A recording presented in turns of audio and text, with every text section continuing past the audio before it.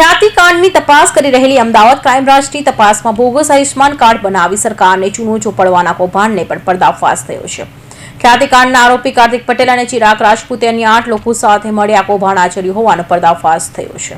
Ahmedabad crime બ્રાન્ચની તપાસમાં કાર્તિક પટેલના કહેવાથી ચિરાગ રાજપૂત અન્ય લોકો સાથે મળી બોગસ PMJY કાર્ડ તૈયાર કરાવતો હતો. લાખો રૂપિયાની સારવારનો ખોટી રીતે લાભ લેવા માત્ર 1500 રૂપિયામાં બોગસ કાર્ડ બનાવી દેવાનું હોવાનું ચોંકાવનારી વિગતો સામે આવી છે. આરોપીઓ દ્વારા સરકારી પોર્ટલ ચેડા કરી આ સમગ્ર કૌભાંડ આચરવામાં આવતું હોવાની વિગતો પણ સામે આવી છે.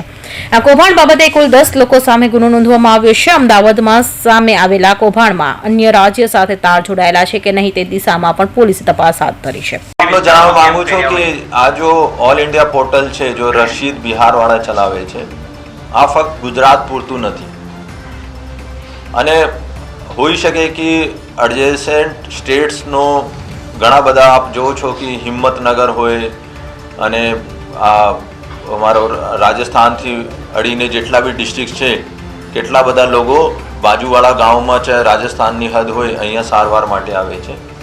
તો ખરેખર આ લોકો કદાચ એનો પણ બનાવવામાં બોર્ડરમાં હોય. આ પણ તપાસનો વિષય છે કે હોસ્પિટલમાં કોઈ દર્દી આવે અને આ દર્દી પાસે આયુષ્માન કાર્ડ PMJY કાર્ડ ના હોય તો કદાચ હોસ્પિટલવાળા પણ આના ટચમાં રહીને જશે કે જો ખ્યાતિ હોસ્પિટલ છે આ લોકોને ટચમાં હતા અને દરેક કાર્ડ 1500 રૂપિયામાં બનાવતા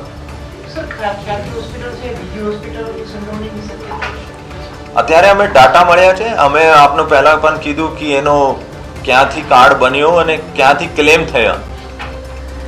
સપોઝ કરો જાતે કાર્ડ બનાવ્યા હોય પૈસા આપીને પછી કિસી હોસ્પિટલમાં જઈને સારવાર કરાયો હોય તો કોણ સે હોસ્પિટલમાં ક્લેમ કર્યો, હોસ્પિટલમાં દાખલ થાય પછી કાર્ડ બનાવવામાં આવે યા એના પહેલાં બનાવવામાં આવે, આ બધા તપાસનો વિષય છે અને હું માનું છું કે બધા આપનો પ્રશ્ન વ્યવસ્થિત આપે છે.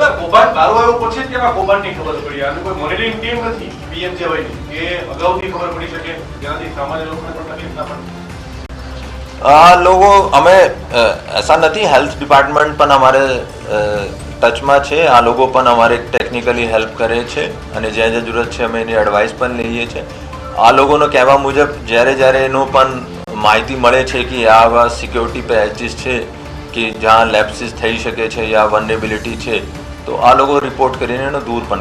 કાર્તિક પટેલના કહેવાથી ચિરાગ રાજપૂત નિમેશ ડોડિયા પાસે કાર્ડ બનાવતો હતો જે કાર્ડના 1500 થી 2000 રૂપિયા લાભાર્થી પાસે વસૂલવામાં આવતા હતા, જેમાંથી નિમેશને રૂપિયા 1000 મળતા હતા. નિમેશ ડોડિયા દ્વારા આયુષ્માન કાર્ડ બનાવવાના અલગ અલગ પોર્ટલ વાપરતો હતો, જે પોર્ટલમાં જુદા જુદા કાર્ડ બનાવી આપવાની જાહેરાત કરી અલગ અલગ લોકોના સંપર્કમાં આવેલો હતો. તેમજ જુદા જુદા વોટ્સએપ ગ્રુપ તથા ટેલિગ્રામ ગ્રુપમાં જોડાયેલો હતો. આ ગ્રુપ મારફતે ફઝલ, અશફાક, નરેન્દ્રસિંહ ગોહિલ અને ઇમ્તિયાઝના સંપર્કમાં આવ્યો હતો. કૌશિક પટેલનો report, Hind TV news, Surat.